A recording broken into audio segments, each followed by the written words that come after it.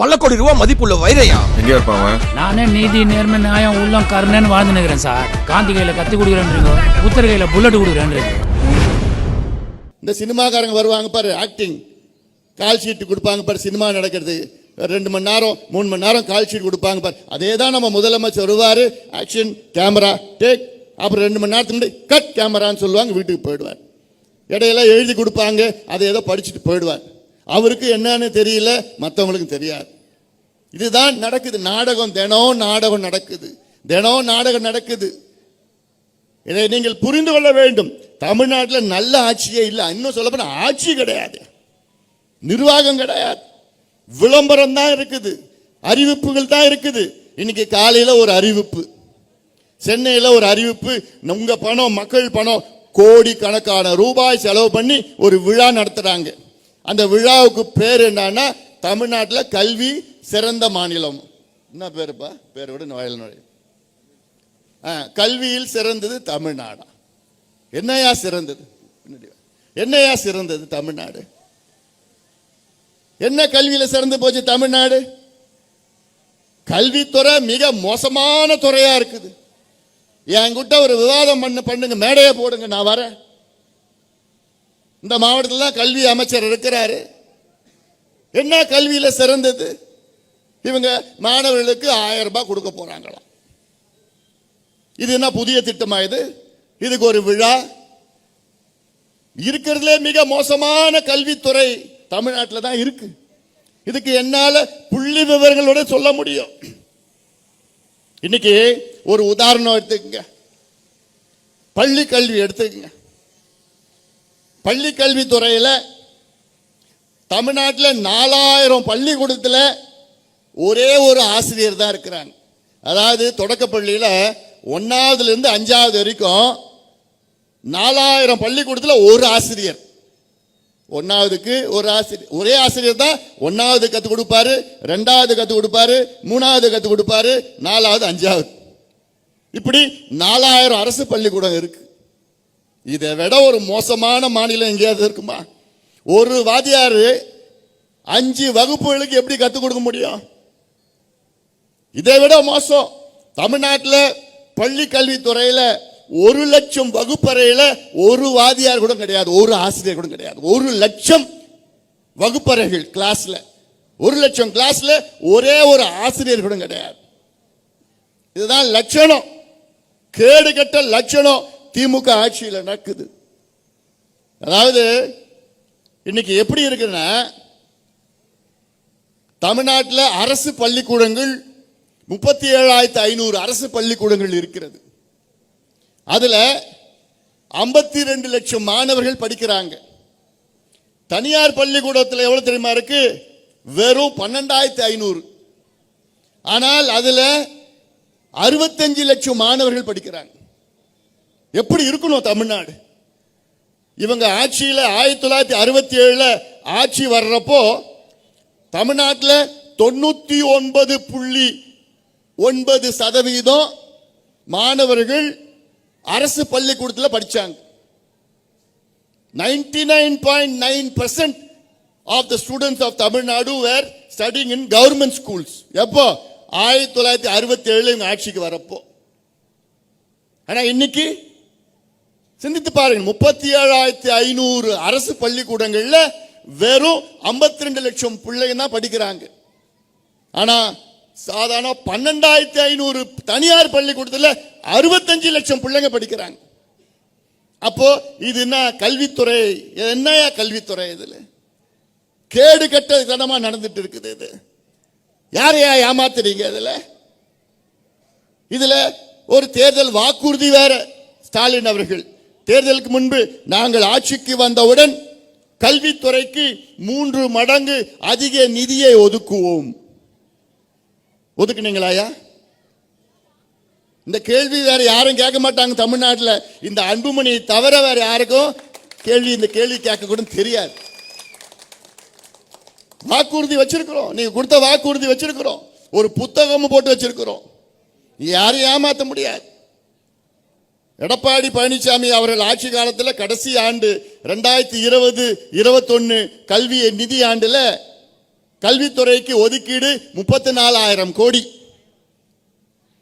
34,000 கோடியில ஸ்டாலின் அன்னைக்கு என்ன சொன்னாரு? ஆட்சி வருவதற்கு முன்பு 34,000 கோடி, அதை நான் 3 மடங்கு அதிகமாக்குவேன். இன்னைக்கு எவ்வளவு தெரியுமா? கல்வித்துறையில ஒதுக்கீடு 46,000 கோடி. வெறும் 12,000 கோடி அதிகப்படுத்தி இருக்கிறாங்க. எவ்வளவு? இந்த 4.5 ஆண்டு காலத்தில். ஆனா என்ன சொன்னாங்க? உங்களுக்கு பொய். நாங்கள் ஆட்சிக்கு வந்தவுடன் கல்வித்துறையில 1 லட்சம் கோடி ஒதுக்குவோம். 1 லட்சம் கோடி. அதுவும் கல்வித்துறையில மட்டும் சொல்லல, தமிழ்நாட்டு உள்நாட்டு உற்பத்தி ஜிஎஸ்டிபி, கிராஸ் ஸ்டேட் டொமஸ்டிக் ப்ரொடியூஸ்ல அதுல நாங்க 3 மடங்கு. அப்படி பார்த்தா 1,76,000 கோடி ஒதுக்கணும். ஆனா வெறும் 12,000 கோடி கல்வித்துறையில். உயர்கல்வித்துறை எடுத்துக்கங்க. இன்னைக்கு 180 அரசு கலை மற்றும் அறிவியல் கல்லூரி இருக்கிறது. அதுல 100 கல்லூரியில முதல்வர்கள், பிரின்சிபல் கிடையாது. 100 கல்லூரியில கிடையாது. இதை விட இன்னும் மோசம் என்னன்னா, இதுக்கு முன்பு அரசு கல்லூரியில எல்லாம் நம்ம போட்டு அடிச்சுப்பாங்க பிள்ளைங்கள்லாம். நாங்க சேரணும், நாங்க சேரணும், நாங்க நானே எத்தனையோ கடிதம் கொடுத்திருக்கிறேன். ஆனா இன்னைக்கு காலியா இருக்கு. 1,30,000 பிள்ளைங்க, 36,000 பிள்ளைங்க சேர்ந்திருக்கணும். ஆனா இன்னைக்கு 96,000 பிள்ளைங்க தான் சேர்றாங்க. கிட்டத்தட்ட 35,000 காலி இடம் இருக்கு, 40,000 காலி இடம் இருக்குது. ஏன்னா உதவி பேராசிரியர்கள் இல்ல. எவ்வளவு பேர் இல்ல? 10,000 பேர் கிடையாது. 10,000 பேர் காலியா இருக்கு. அந்த பதவி தற்காலிகமா ஏதோ நியமனம் பண்ணி அவங்களுக்கு கொடுத்துட்டு இருக்க. இதுதான் கேடு கட்டத்தனமா கல்வித்துறை நடந்துட்டு. ஆனா இதுக்கு ஒரு விழா நடத்தி சுய விளம்பரம் படுத்திக்கிட்டு இந்த பிள்ளைங்களுக்கு எப்ப இன்னொரு 4 மாசம் உன் ஆட்சி, இன்னும் 4 மாசம் தான் இருக்க போகுது. இன்னைக்கு நீ திட்டம், தினம் ஒரு திட்டம் அறிவிக்கிறாங்க. திட்டம் கிடையாது, அதெல்லாம் அவங்களை ஏமாத்துகின்ற ஒரு செயல், அவ்வளவுதான். அதனால நாம் தயவு செய்து ஏமாறாதீங்க. இவங்களால அடுத்த 4 மாதத்துல ஒன்றும் பண்ணவும் முடியாது, ஒன்றும் செய்யவும் முடியாது. உங்களுடன் ஸ்டாலின் ஒரு அறிவிப்பு அறிவிச்சாங்க, உங்ககிட்ட மனு வாங்கினாங்க. 4.5 ஆண்டு காலத்தில் உங்களால பண்ண முடியாதது அடுத்த 4 மாசத்துல பண்ண போறீங்களா நீங்க? அந்த மனு எங்க தூக்கி போட்டாங்க? குப்பையில தூக்கி ஆத்தங்கரையில் தூக்கி போட்டானுங்க. இதுதான் திமுக ஆட்சி. திமுக ஆட்சி. திருச்சி மாவட்டம், திருச்சி மாவட்டத்தில் எப்பேற்பட்ட மாவட்டம் இது? காவிரி ஓடுகின்ற மாவட்டம். ஒரு பகுதி டெல்டா மாவட்டம், கிழக்கு பகுதி, மற்ற பகுதி செழுமையா இருக்கணும். இன்னைக்கு காலையில நம்முடைய விவசாய சங்க தலைவர் ஐயா கண்ணு அவர்களுடன் ஒரு நிகழ்ச்சி நடத்தின. ஒரு நிகழ்ச்சினா ஒரு போராட்டம் மாதிரி. அவங்க ஒரு கோரிக்கை வச்சிருக்கிறாங்க. இந்த திருச்சி மாவட்டத்தில் ஒரு நீர் பாசன திட்டம், காவிரி 5 இணைப்பு திட்டம். காவிரி 5 திட்டம்னு 5 கொல்லிமலையிலிருந்து தொடங்குது. அந்த 6 காவிரியில் கலக்குது. அதுல காவிரி தண்ணியை அங்க இணைச்சு எங்க இணைக்கணும்? மேட்டூர்ல இருந்து அங்கே காவாய் மூலம், வாய்க்கால் மூலமாக அங்க இருக்கின்ற சரபங்கா நதியில, திருமணிமுத்தார் நதியில, 5 நதியில இணைச்சி அங்க கிட்டத்தட்ட 5 மாவட்ட மக்கள் அங்கே பயன்பெறுவார்கள். 40,000 ஏக்கர் நேரடியாக பாசனம், 4 லட்சம் ஏக்கர் மறைமுகமாக பாசனம். இது 1 கோடி மக்கள் இதில் பயன்பெறுவார்கள். 1 கோடி மக்கள். ஆனா இந்த திட்டம் 50 ஆண்டு கால கனவு திட்டம். இன்னைக்கு வரைக்கும் அதுக்கு ஒண்ணுமே, அறிவிப்பு தவிர ஒண்ணுமே கிடையாது. நான் கேட்கிறேன், திமுக அரசு, ஐயா நீங்க ஆட்சிக்கு வந்து 4.5 ஆண்டு காலத்துல ஏதாவது ஒரு நீர்ப்பாச திட்டத்திற்கு அறிவிச்சிருக்கீங்களா? ஏதாவது ஒரு நீர்ப்பாச திட்டத்தை நீங்க செயல்படுத்திருக்கிறீங்களா? ஒண்ணுத்தும் கிடையாது. எவ்வளோ மோசடி ஆட்சி நடக்குது, எவ்வளோ மோசடி ஆட்சி நடக்குது. தமிழ்நாட்டில் நம்ம காவேரியில பிச்சை எடுத்துட்டு இருக்கிறோம். கர்நாடகா கூட சண்டை போடுறோம், அவன் நமக்கு தண்ணி கொடுக்க மாட்டான், பிச்சை எடுக்கிறோம், கேஸ் போடுறோம். நமக்கு அங்க ஏதோ சின்ன போராட்டம் நடத்தினா அங்க தமிழ் ஆளுகளை அங்க அடிக்கிறான், உதைக்கிறான். நீதிமன்றத்துக்கு போனோம். 177.25 டிஎம்சி தண்ணி ஒரு வருஷத்துக்கு டைம் டேபிள் போட்டு கொடுத்திருக்கிறாங்க. காவிரி நடுவர் மன்றம் தீர்ப்பு. அதுல ஒவ்வொரு மாதமும் எவ்வளவு கொடுக்கணும், தண்ணி கொடுக்கணும்னு சொல்லியிருக்கிறாங்க. இன்னைக்கு காலையில கூட ஒரு தீர்ப்பு, இந்த மாதத்துல 20 டிஎம்சி தண்ணி விடணும்னு. ஆனா விடுவானா? இல்ல. அவனுக்கு எப்போ அங்க டேம்லாம் நிரம்புதோ அங்க மிச்ச தண்ணிய இங்க வேற வழி இல்லாம விடுறான், அவ்வளவுதான். ஆனா அந்த தண்ணியும் நமக்கு மிச்சப்படுத்த முடியலையே. கேடு கெட்டத்தனம், அது அயோக்கியத்தனம். இவ்வளவு காலமா ஆட்சி பண்ணிட்டு இருக்கீங்க, 60 ஆண்டு காலம் ஆட்சி பண்றீங்க. உங்களால புதிய அந்த நீர் தேக்குகின்ற சேமிக்கின்ற அந்த தன்மை கூட உங்களுக்கு தெரியல, அந்த மேலாண்மை கூட தெரியல உங்களுக்கு. ஒரு வருஷத்துல காவிரியில கிட்டத்தட்ட 50 டிஎம்சியில இருந்து 500 டிஎம்சி வரை கடலில் கலக்குது. இந்த வழியா தான் போகுது.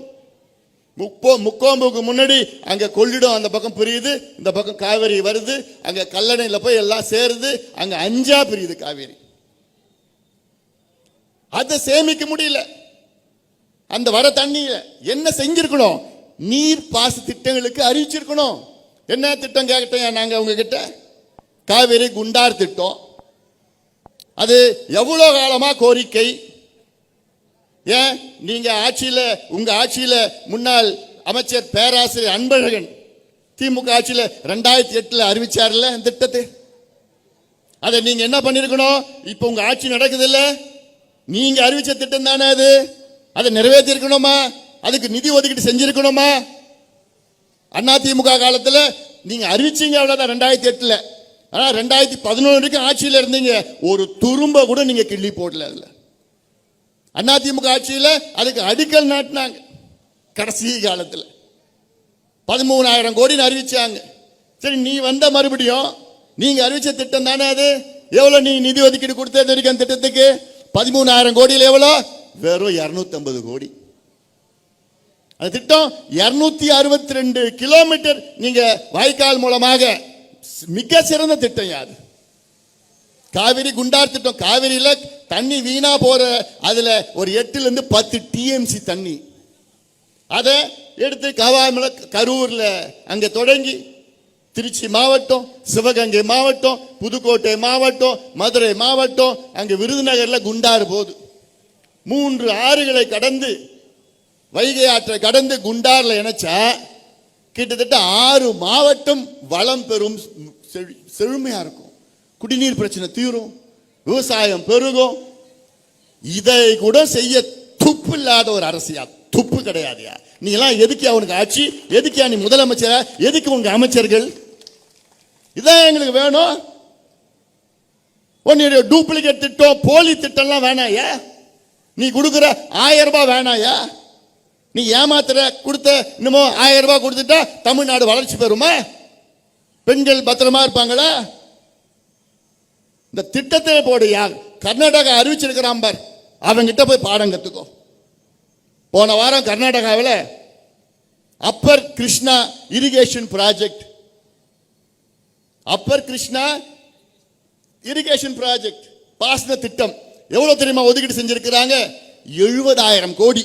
நான் காலையில் 77 சொன்னேன். 70,000 கோடி போன வாரம் அறிவிச்சிருக்கிறாங்க. அந்த 70,000 கோடி எதுக்கு? ஒரு திட்டத்துக்கு. ஆனா இங்க இவனுங்க என்ன பேர் வைக்கலாம்னு தெரியல. எனக்கு மனசுல நிறைய இருக்குது, ஆனா நான் மேட நாகரிகம் இல்லை. அவ்வளோ கோபம் வருது எனக்கு. 70,000 கோடி ஒரு திட்டம். அந்த ஒரு திட்டம் மூலமா 6 மாவட்டம் அங்கே பயன்பெறும். 15 லட்சம் ஏக்கர் அங்கே பாசனம் செய்யலாம். 15 லட்சம் ஏக்கர் ஒரு திட்டத்தில். ஆனா இங்க காவேரி குண்டார் திட்டம் இருக்கு, ஒன்னுத்தையும் கண்டுக்கல. காவேரி ஐயாறு திட்டம், காவேரி மேட்டூர் உபரிநீர் திட்டம், தோனி மடு திட்டம், எண்ணேகோல் புதூர் தும்பலி திட்டம், எண்ணேகோல் படேதரா திட்டம், நந்தன் கால்வாய் திட்டம், பாலார் தென்பெண்ணை இணைக்கிற திட்டம், பாலார் செய்யார் திட்டம், அப்புறம் அத்திக்கடு அவிநாசி திட்டம் இன்னும் சரியான முறையில் முடிக்கல. 59வது கால்வாய் திட்டம், நல்லார் பாம்பார் திட்டம், பாண்டியார் புண்டம்புழா திட்டம், தாமிரபரணி நம்பியாறு கோழையார் பச்சையார் எலுமிச்சியார் திட்டம். இந்த திட்டங்கள்லாம் எவ்வளவு திட்டம்? ஏன் சோழர் பாசன திட்டம், எவ்வளோ திட்டங்கள் இருக்கியா? இதுல நீ உன் காசை போடியா? இதுல நீ உன் பணத்தை போடியா? இதான் வேணும் எங்களுக்கு. உன்னுடைய போலி திட்டம்லாம் வேணாயா?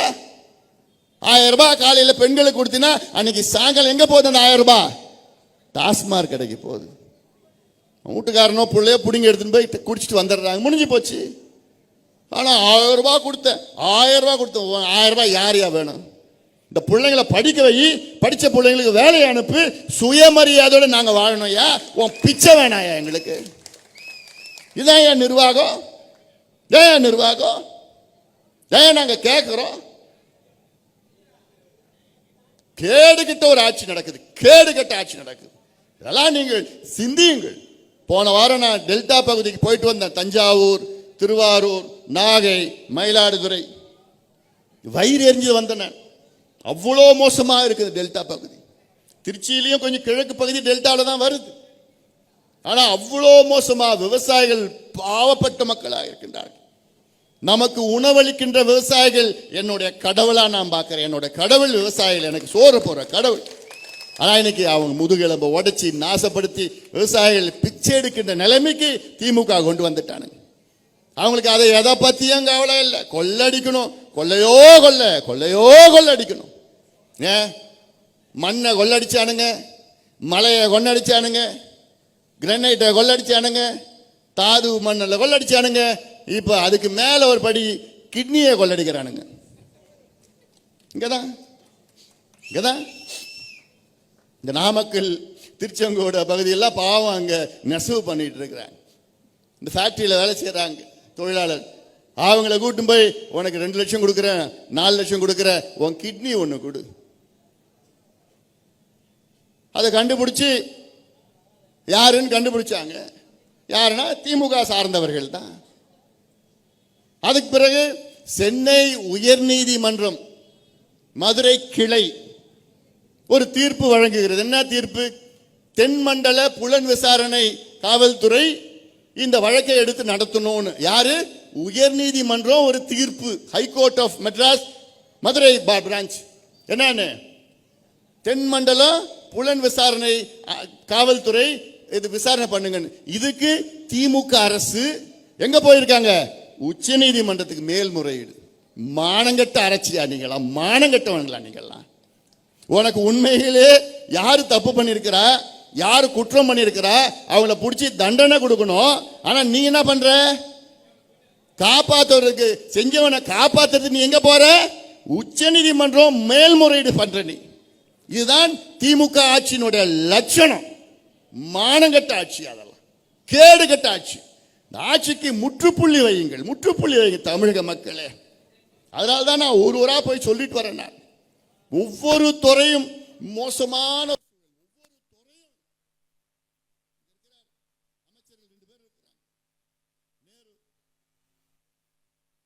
அந்த காலத்தில் நமக்கு விடுதலை வாங்கி தந்த நேருவுக்கும் காந்திக்கும் நிறைய சம்பந்தம் இருந்தது. காந்தி அவர்கள் தான் தேச தந்தை. அவர் தலைமையில நேரு போராட்டம் பண்ணி ஜெயிலுக்கெல்லாம் போய் விடுதலை வாங்கி கொடுத்தாங்க. அந்த காலத்து நேருக்கும் காந்திக்கும் நிறைய சம்பந்தம் இருக்கு. திருச்சி நேருக்கும் காந்திக்கும் நிறைய சம்பந்தம் இருக்கு. தேர்தல் நேரத்தில் நிறைய காந்தி உங்களுக்கு கொடுப்பார். திருச்சி நேரு அந்த ஒரு சம்பந்தம் தான். எப்படி பண்ணலாங்க? திருச்சியில இங்க குப்பையை கொட்டி குப்பையை எரிச்சிட்டு இருக்கிறாங்க. இது நகர்ப்புற உள்ளாட்சி அமைச்சர். ஏன் இது மாத்தி பண்ண முடியாதா? வேற எடுத்து போக முடியாதா? குப்பை மேலாண்மைன்னு ஒண்ணு இருக்கு, வேஸ்ட் மேனேஜ்மெண்ட் ஒண்ணு இருக்கு. இது மற்ற நாடுகள்ல மிக சிறப்பா பண்ணிட்டு இருக்கிறாங்களே, உங்களுக்கு பண்ண தெரியாதா? ஏன் அதுல சரியான முறையில் வரலையா? ஏன் திருச்சியில வாழ மக்கள் எல்லாம் அந்த டயாக்சின் என்ன தெரியுமா? இந்த டயாக்சின் ஒரு நச்சு பொருள், நச்சு வாயு. இந்த நச்சு வாயு நீங்க சுவாசிச்சீங்கன்னா உங்களுக்கு கேன்சர் வரும். இது ஏன் வருதுன்னா குப்பையை எரிக்கிறாங்கல்ல, அந்த குப்பையை எரிச்சா அந்த டயாக்சின் வரும் வெளியில. இதைத்தான் திருச்சியில இருக்கிற அத்தனை மக்களும் நீங்க சுவாசிச்சுட்டு இருக்கீங்க, சுவாசம். ஆனா காலையில வாக்கிங் மட்டும் போறீங்க. அந்த வாக்கிங்ல நீங்க என்ன சுவாசிக்கிறீங்க? நீங்க காவிரி காற்று நினைச்சுக்காதீங்க, குப்பையை இருக்கிற காத்து தான் திருச்சி மக்கள் எல்லாம் நீங்க சுவாசிக்கிறீங்க. இதெல்லாம் நீங்கள் சிந்திக்கணும், நீங்க சிந்திக்கணும். காந்தி மார்க்கெட் இது பிரச்சனை காலமா, எவ்வளவோ காலமா பிரச்சனை. காந்தி மார்க்கெட் கிட்டத்தட்ட 5000 பேர் 10,000 பேர் அங்க நம்பி இருக்கிறாங்க. இது எங்கேயோ கூட்டும் போய் வெளியில வச்சாங்க. எவ்வளவு தூரம் போவாங்க மக்கள்? போவாங்க. ஏகப்பட்ட பிரச்சனைகள் இங்க உள்ளூர் மக்கள் பிரச்சனைகள்லாம் இருக்குது. ஆனாலும் நம்ம தமிழ்நாட்டை பாருங்கள், தமிழ்நாடு முழுவதும் இருக்கிற பிரச்சனைகளை நீங்க பாருங்கள். ஒவ்வொரு துறையும் மோசமான துறையாக இருக்கிறது. தமிழ்நாட்டில் முதலமைச்சருக்கு நிர்வாகம்னா என்னன்னு கூட தெரியாம இருக்கு. இன்னைக்கு கர்நாடகா உயர்நீதிமன்றம் ஒரு தீர்ப்பை வழங்கி இருக்கிறது. என்ன தீர்ப்பு தெரியுமா? சமூக நீதிக்கான ஒரு தீர்ப்பு. என்னன்னா, கர்நாடகாவில் அரசாங்கம் அங்கே சாதிவாரி கணக்கெடுப்பு நாங்கள் நடத்துவோம் என்று தீர்மானம் செய்து அமைச்சரவையில் ஒப்புதல் வழங்கி தமிழ்நாட்டில் அங்க கர்நாடகாவில் 22ஆம் தேதியிலிருந்து சாதிவாரி கணக்கெடுப்பு நடத்திட்டு இருக்கிறாங்க. அங்க கர்நாடகாவில் அதை எதிர்த்து அங்கே ஒரு வழக்கு ஒருத்தர் போட்டார். அந்த வழக்கு இன்னைக்கு கர்நாடகா உயர்நீதிமன்றத்தில் வந்தது. அந்த வழக்குக்கு தீர்ப்பு கொடுத்த நீதிபதிகள் என்ன சொன்னாங்க தெரியுமா? சாதிவாரி கணக்கெடுப்பு நடத்துவதற்கு கர்நாடகா அரசுக்கு அனைத்து உரிமைகளும் இருக்கிறது, தாராளமா நடத்தி கொள்ளலாம், மத்திய அரசு மட்டும் நடத்தணும்னு அவசியம் கிடையாது, மாநில அரசு நடத்துவதற்கு மாநில அரசுக்கு உரிமை இருக்கிறது என்று கர்நாடகா உயர்நீதிமன்றம் இன்னைக்கு காலையில் தீர்ப்பு கொடுத்திருக்கிறார். இதற்கு பிறகும் இங்கே முதலமைச்சர் ஸ்டாலின் அவர்கள் எங்களுக்கு அதிகாரம் இல்லைன்னு சொல்லுவாரா? ஏன்னா இவ்வளவு காலமா ஸ்டாலின் அவர்கள் தமிழ்நாட்டில் தமிழக அரசு சாதிவாரி கணக்கெடுப்பு நடத்துவதற்கு எங்களுக்கு அதிகாரம் இல்லை, மத்திய அரசு தான் நடத்தணும்னு ஒரு பொய்யை மீண்டும் மீண்டும் சொல்லிக் கொண்டு வருகின்ற மானங்கெட்ட சமூக நீதிக்கான ஒரு துரோகி அரசு திமுக அரசு. எவ்வளவு பெரிய ஒரு மோசடி நடக்குது. சமூக நீதி நமக்கு வேணும்யா. சமூக நீதினா என்னையா? பாதாளத்தில் இருக்கின்ற சமூகங்கள் முன்னேறணும், படிக்கணும், வேலைக்கு போகணும், மற்ற முன்னேறிய சமூகங்களுக்கு நிகராக முன்னேற்றம் அடைய வேண்டும். இதுதான் சமூக நீதி. இதற்கு அடித்தளம் என்ன? டேட்டா வேணும், தரவுகள் வேணும், கணக்கெடுப்பு நடத்தணும். இதே கணக்கெடுப்பு கர்நாடகாவில் 10 ஆண்டுகளுக்கு முன்பு நடத்திட்டாங்க, இப்ப 2வது முறை நடத்துறாங்க. தெலுங்கானால போன வருஷம் நடத்தி முடிச்சிட்டாங்க, பீகார்ல நடத்தி முடித்து 2 ஆண்டுகள் ஆகிறது, ஒரிசாவில் போன வருஷம் நடத்தி முடிச்சிட்டாங்க, ஆந்திராவிலும் ஜார்க்கண்ட்லையும் நடத்திட்டு இருக்கிறாங்க. இவ்வளோ மாநிலம் நடத்திட்டு இருக்கிறாங்க. ஆனா நம்மால் ஸ்டாலின் அவர்கள் எங்களுக்கு அதிகாரம்லாம் இல்லைங்கோ. இப்படி ஒரு மோசடியான ஒரு முதலமைச்சர் எங்கேயா பார்த்திருக்கீங்களா? ஏன் முதலமைச்சர் அவர்களே, என்ன பயம் உங்களுக்கு? என்ன பிரச்சனை? ஏன் தமிழ்நாட்டில் நடத்த மாட்டீங்க? கர்நாடகாவில் 2 முறை நடத்துறாங்க, மற்ற மாநிலம் எல்லாம் நடத்தி முடிச்சிட்டாங்க. உங்களுக்கு என்ன அதிகாரம் இல்லைன்னு நீங்க சொல்றீங்க? என்ன அதிகாரம் இல்லை? இந்தியன் ஸ்டாட்டிஸ்டிக்கல் ஆக்ட் 2008, இந்தியன் புள்ளியியல் சேகரிப்பு சட்டம் 2008 படி பஞ்சாயத்து தலைவருக்கு கூட அதிகாரம் இருக்கு. இந்தியாவில் பஞ்சாயத்து தலைவர் கூட கணக்கெடுப்பு நடத்த அதிகாரம் இருக்கு, அவர் பஞ்சாயத்துல. ஆனா நம்ம முதலமைச்சர் ஸ்டாலினுக்கு தமிழ்நாட்டில் அதிகாரம் இல்லை என்று ஒரு பொய்யை மீண்டும் மீண்டும் சொல்கிறார். ஏன்னா கணக்கெடுப்பு நடத்தணும், ஜாதி வாரி கணக்கெடுப்புன்னு கூட பேரு. ஜாதி உங்களுக்கு பிடிக்கலையா, பேரை மாத்தீங்க. சமூக நீதி கணக்கெடுப்பு இல்ல சமூக கணக்கெடுப்பு, சமூக பொருளாதார கணக்கெடுப்பு வச்சுக்கோங்க. ஏன்னா கணக்கெடுப்பு நடத்துங்க. இப்ப கணக்கு எந்த கணக்கு வச்சு பண்றாங்க? 1931 வெள்ளக்காரன் எடுத்த கணக்கு, அதை வச்சுதான் ஓட்டிட்டு இருக்கிறாங்க. 90 ஆண்டுகளுக்கு முன்பு கணக்கெடுப்பு நடத்தினாங்க. இப்போ என்ன கணக்கெடுப்பு? சாதாரண வேலையா கணக்கெடுப்பு நடத்துவது? 500 கோடி செலவாகும், 2 மாதத்துக்குள்ள எடுக்கலாம். ஒரு 3 லட்சம் அரசு ஊழியர்கள் வேலை செஞ்சலாம். 500 கோடினா தமிழ்நாடு பட்ஜெட் 4.5 லட்சம் கோடி. அதில் 500 கோடி பணமே கிடையாது தமிழ்நாடு அரசுக்கு பொறுத்த வரைக்கும். 3 லட்சம் அரசு ஊழியர்கள் 2 மாசம் வேலை செஞ்சா போதும். இந்த கணக்கெடுப்பு ஏன் கேட்கிற? தமிழ்நாட்டில் 2 கோடி குடும்பம் இருக்கு. அந்த 2 கோடி குடும்பமும் என்ன நிலையில் இருக்குன்னு ஒரு கணக்கெடுப்பு நடத்த முடியாது அவங்களால? தெரிஞ்சுக்கிட்டு ஆசை இல்லையா அவங்களால? யாருக்கு வேலை கிடைக்குது, யாருக்கு வேலை கிடைக்கல, யாருக்கு படிப்பு கிடைக்கல, அந்த கணக்கெடுப்பு நடத்த உங்களால முடியாதா? சலவை தொழிலாளர் இருக்காங்க, இல்ல முடி திருத்துற சமுதாயம் இருக்குது, மலை கூறவர்கள் இருக்கிறாங்க, மீனவர்கள் இருக்கிறாங்க, முத்திரைகள் இருக்கிறாங்க, யாதவர்கள் இருக்கிறாங்க, வன்னியர்கள் இருக்கிறாங்க, தேவேந்திர குல தேவர் இருக்காங்க, எல்லா சமுதாயம் இருக்குது. ஒவ்வொரு சமுதாயத்திலையும் சமுதாய ரீதியில் எடுக்க வேண்டாம். நீ என்ன பண்ணு, 2 கோடி குடும்பம், 2 கோடி குடும்பம். இந்த குடும்பம் இன்னைக்கு இந்த வீடு போனேன்னா இந்த வீட்டில் உங்களுக்கு எத்தனை பேர் இருக்கீங்க? நீங்க எந்த மதத்தை சார்ந்தவர்கள், எந்த ஜாதியை சார்ந்தவர்கள், அதுல எந்த பிரிவை சார்ந்தவர்கள்? இது முதல் 3 நாள் கேள்வி. அதுக்கு பிறகு இது உங்க வீடு சொந்த வீடா வாடகை வீடா, இந்த வீடு கல்லு வீடா ஓட்டு வீடா குடிசை வீடா, எவ்வளவு பெரிய வீடு, இந்த வீட்டில் கரண்ட் இருக்குதா, தண்ணி இருக்குதா, பாத்ரூம் இருக்குதா, எத்தனை பாத்ரூம் இருக்கு, எத்தனை பேர் படிக்கிறாங்க, எத்தனை முதல் பட்டதாரி பெண்கள் எத்தனை பேர் படிச்சிருக்கிறாங்க, அரசு வேலைக்கு எத்தனை பேர் போறாங்க, என்ன சம்பளம் வாங்குறாங்க, வீட்டில் சைக்கிள் இருக்குதா, பைக் இருக்குதா, கார் இருக்குதா. இப்படி 70 கேள்விகள் 2 கோடி குடும்பத்திலையும் இந்த கேள்வி கேட்டு நீங்க பதில் வாங்கிட்டு வந்தீங்கன்னா போதும். இதுதான் டேட்டா. இந்த டேட்டா வச்சு அடுத்த 50 ஆண்டு காலம் நம்ம இந்த அடக்கப்பட்ட, ஒடுக்கப்பட்ட, வஞ்சிக்கப்பட்ட, தாழ்த்தப்பட்ட அடித்தள மக்களை உயர்த்தலாம். Micro level planning. அடுத்த இன்னொரு உதாரணம் நான் சொல்றேன். பட்டியலின மக்கள் இருக்கிறாங்க. பட்டியலின மக்கள்லாம் தாழ்த்தப்பட்ட சமுதாயம், ஷெட்யூல் காஸ்ட், எஸ்சி. பட்டியலின மக்களுக்கு தமிழ்நாட்டில் 18 விழுக்காடு இடஒதுக்கீடு. அந்த பட்டியலின மக்கள் 3 பெரிய பிரிவுகள் இருக்கிறது. தேவேந்திர குல வேளாளர், ஆதி திராவிடர்கள், அருந்ததியர்கள். தேவேந்திர குல வேளாளர்கள் இங்கே திருச்சி தெற்கே இருக்கிறாங்க. ஆதி திராவிடர்கள் வடக்கில் இருக்கிறாங்க. அருந்ததியர்கள் மேற்கு பகுதியில் இருக்கிறாங்க. 3 பெரிய பிரிவு. ஆனால் அதில் 78 உட்பிரிவுகள் இருக்கிறது. இந்த 78 உட்பிரிவுகளில் 8 பிரிவு கிட்டத்தட்ட 18%ல 15% வேலையும் படிப்பும் எடுத்துட்டு போறாங்க. மீதி இருக்கிற 70 உட்பிரிவுகளுக்கு 3% தான் கிடைக்கல அவங்களுக்கு. அப்போ இந்த கணக்கெடுப்பு நடத்தினா யாருக்கு கிடைக்குது யாருக்கு கிடைக்கல கிளீனா தெரிஞ்சிடும். இந்த 18% நீங்க 6ஆ பங்கிட்டுங்க, இல்ல 5ஆ பங்கிட்டுங்க, இல்ல 4ஆ பிரிங்க. பிரிச்சு யார் யாருக்கு கிடைக்கலையோ அவங்களுக்கு முழு ப்ரையாரிட்டி கொடுங்க. அவங்களுக்கு கொடுங்க அதிகமா. எம்பிசி 115 சமுதாயம் இருக்கு. இதுல யாருக்கு கிடைக்குது யாருக்கு கிடைக்கல தெரியுமா? இல்ல. எல்லாம் ஒன்னா சேர்ந்து அடிச்சு புடிச்சு போட்டி போட்டுட்டு யார் அதிகமா வெற்றி பெறுவாதில்ல. 115 சமுதாயம் எம்பிசியில் யார் வெற்றி பெறுவா, யார் அதிகமா இடம் பிடிச்சிட்டு போவாங்க? எந்த சமுதாயம் தெரியாது. யார் அதிகமாக பிடிப்பாங்களா? நகரத்தில் வாழ்கின்ற பணக்கார அப்பா. அவங்க பிள்ளைங்க கான்வென்ட்ல படிப்பாங்க, இங்கிலீஷ் மீடியம்ல படிப்பாங்க, கோச்சிங் சென்டர்ல 2 லட்சம் 3 லட்சம்னு செலவு பண்ணி கோச்சிங் பெறுவாங்க.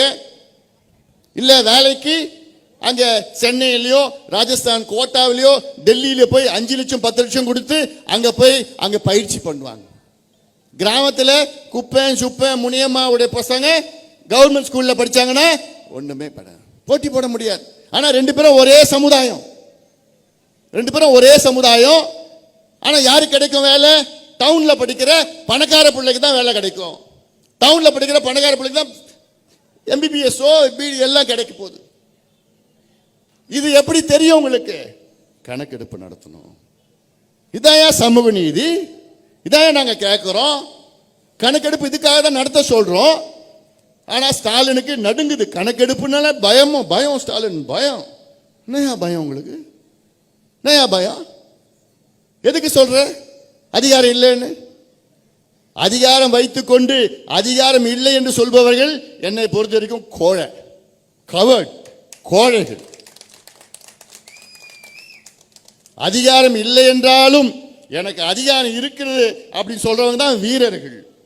ஸ்டாலின் எந்த வகை? இதுல கோழை. Stalin is a coward.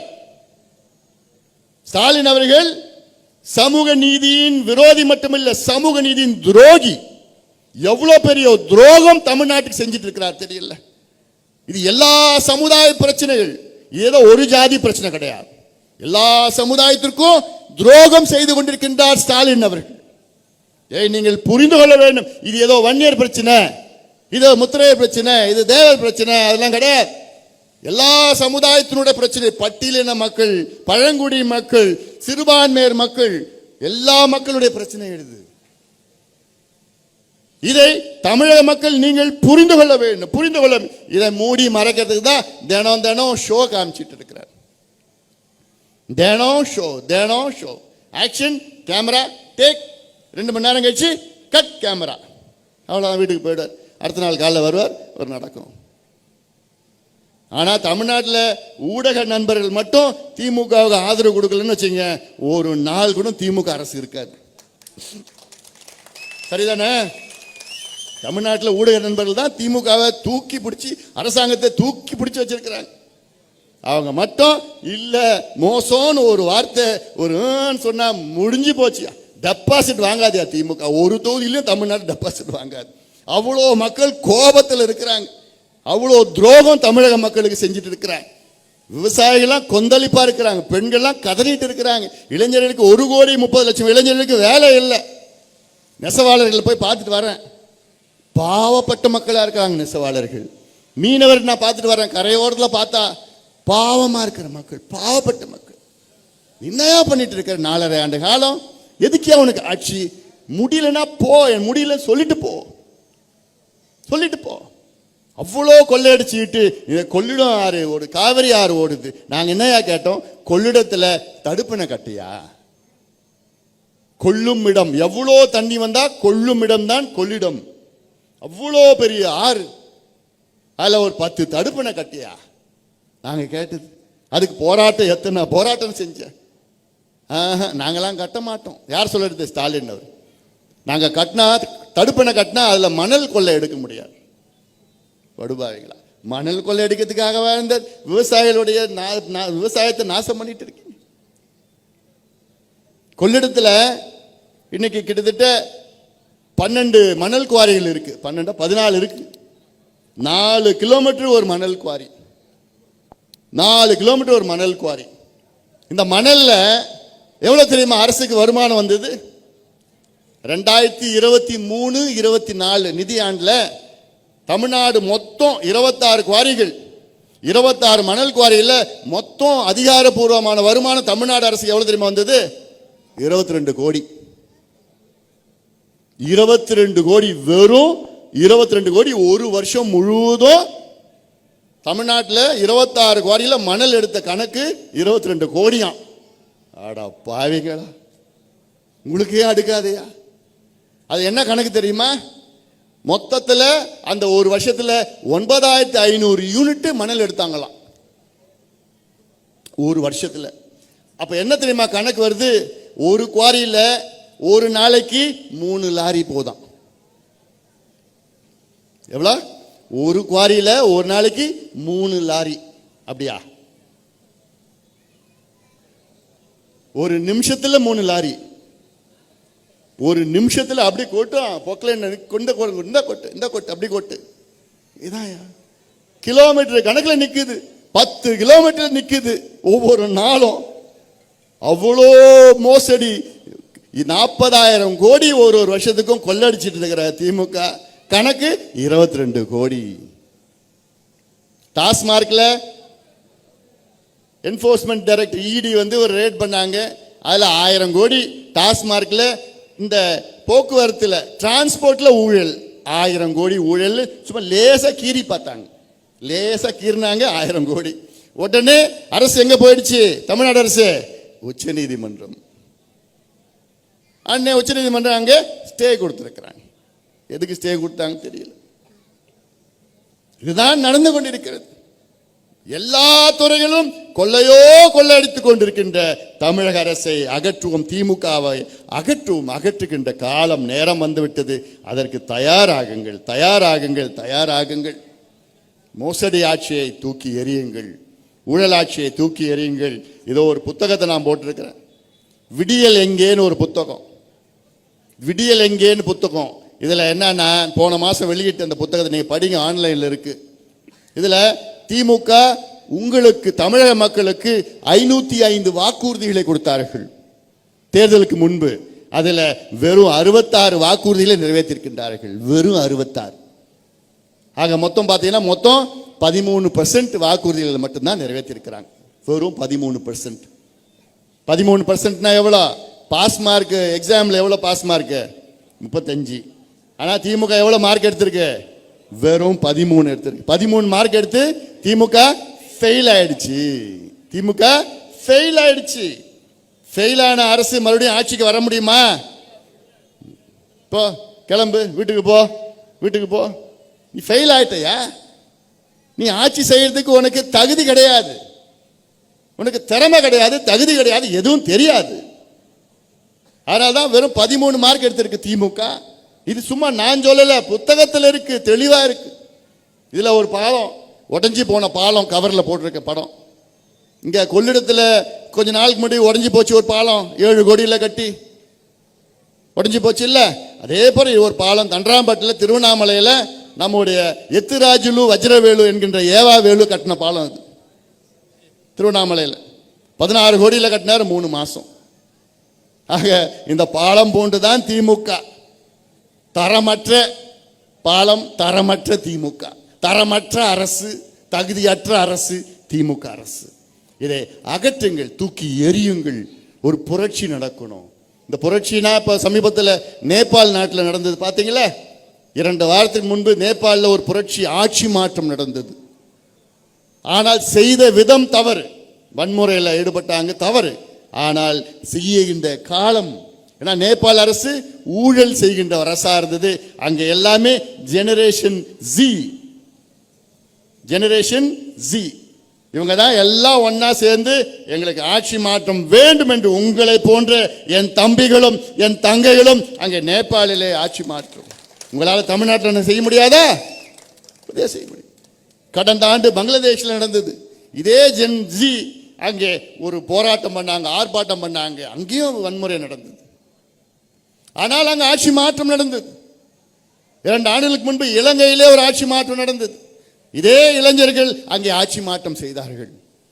ஆக இலங்கையிலே நடந்தது ஆட்சி மாற்றம் இளைஞர்களால, பங்களாதேஷில் நடந்தது, நேபாள் நடந்தது, உங்களை போன்ற இளைஞர்களால் நடந்தது.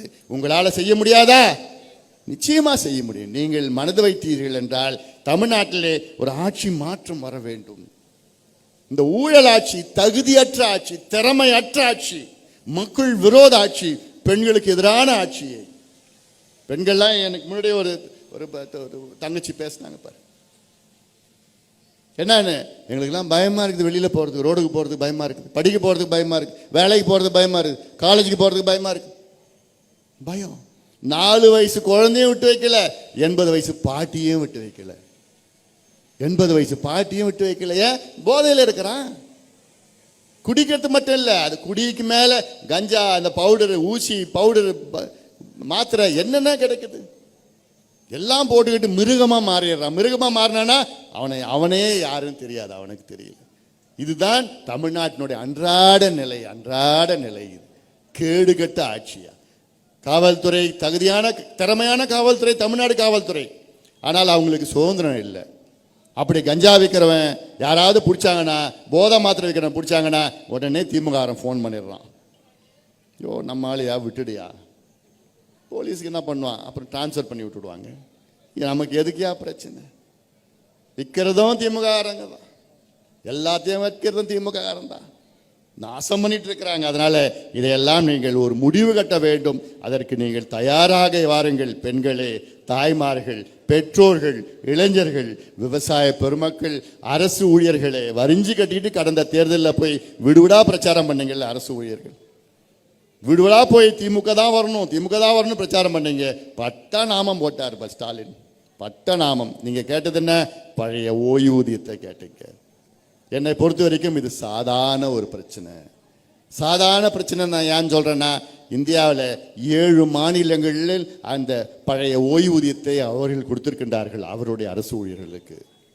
தமிழ்நாட்டை விட நிதி மோசடி, நிதி நிலைமை மோசமாக இருக்கின்ற மாநிலங்கள் 7 மாநிலமும்.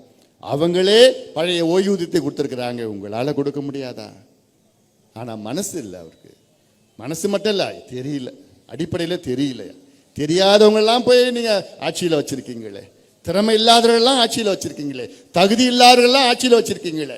தகுதியானவர்களை தேர்வு செய்யுங்கள், தகுதியானவர்கள் தேர்வு செய்ய எங்களுக்கு ஒரு வாய்ப்பு கொடுத்து பாருங்கள். எங்ககிட்ட அவ்வளோ திறமை இருக்கிறது, தகுதி இருக்கிறது, திட்டங்கள் இருக்கிறது.